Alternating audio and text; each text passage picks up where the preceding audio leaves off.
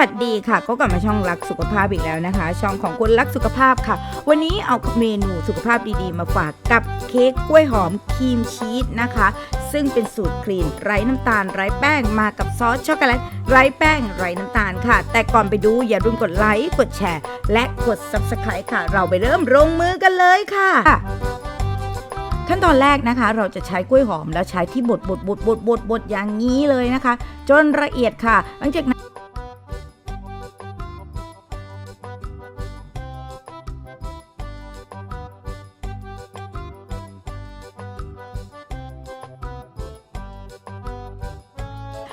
กนั้นนะคะตามด้วยไข่ไก่จำนวน2ฟองค่ะ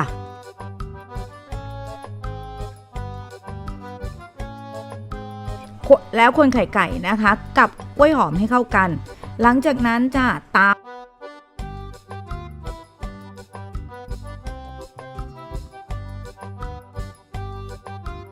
มด้วยสารแทนความหวานนะคะลงไปค่ะซึ่งเป็นน้ำตาลหล่อหั่งกล้วยแล้วก็ตามด้วยนะคะแป้งข้าวโอ๊ตค่ะผงฟูค่ะ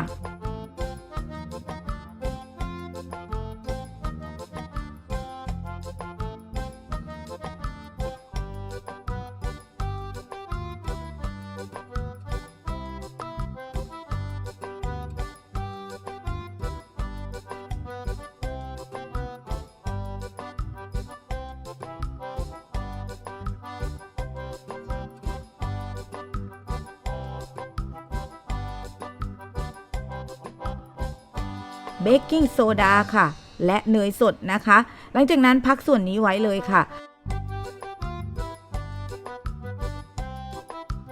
เรามาทำในส่วนของครีมชีสเราจะใช้ครีมชีสค่ะตามด้วยไข่1ฟองนะคะและ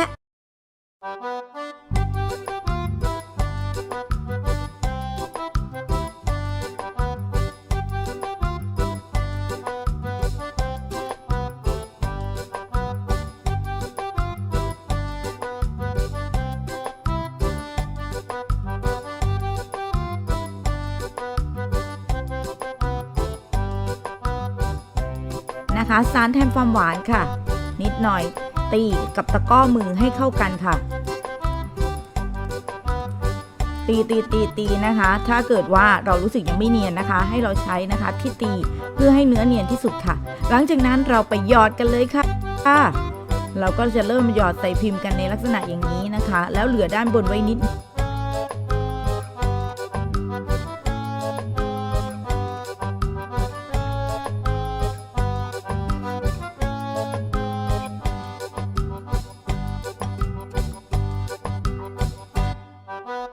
เพื่อที่จะใส่ครีมชีสค่ะ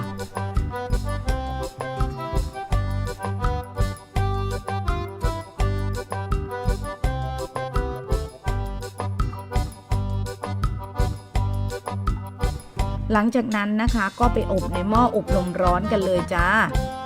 ซึ่งนะคะเราจะต้องอุ่นไว้ก่อนนะคะในอุณหภูมิที่180องศานะคะเป็นเวลา10นาทีหลังจากนั้นนะคะเราเอามาอบกันนะคะโดยที่เราจะใช้เวลาอยู่ประมาณหลังจากนั้นเราเอามาอบกันนะคะโดยที่เราจะตั้งไว้ที่อุณหภูมิ160องศานะคะเป็นเวลา12นาทีหรือ10นาทีแล้วก็ดูใหม่อีกคนนึงนะคะแล้วก็โรยอัลมอนด์สไลด์ด้านบนค่ะจะใช้นมอัลมอนด์กันก่อนค่ะตามด้วยผงโกโก้นะคะและตามด้วยนะคะสารแทนความหวานและตามด้วยเกลือค่ะและสุดท้ายเซนทันกัมค่ะคนส่วนผสมนะคะด้วยตะกร้อมือนะคะจนไม่เป็นฝุ่นแป้งเลยค่ะ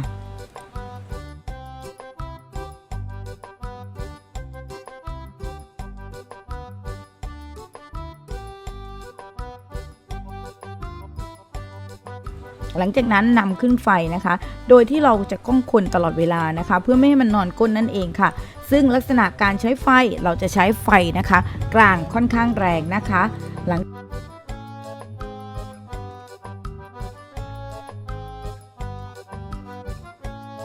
เสิร์ฟนะคะไม่เป็นไงมั่งคะทำไม่ยากเลยนะคะลองไปทำกันดูค่ะรับรองนะคะเมนูนี้หนัวแน่นอนเพื่อนๆสามารถทำขายได้นะคะเราเจอกันใหม่คลิปหน้าคลิปนี้ลาไปก่อนค่ะสวัสดีค่ะ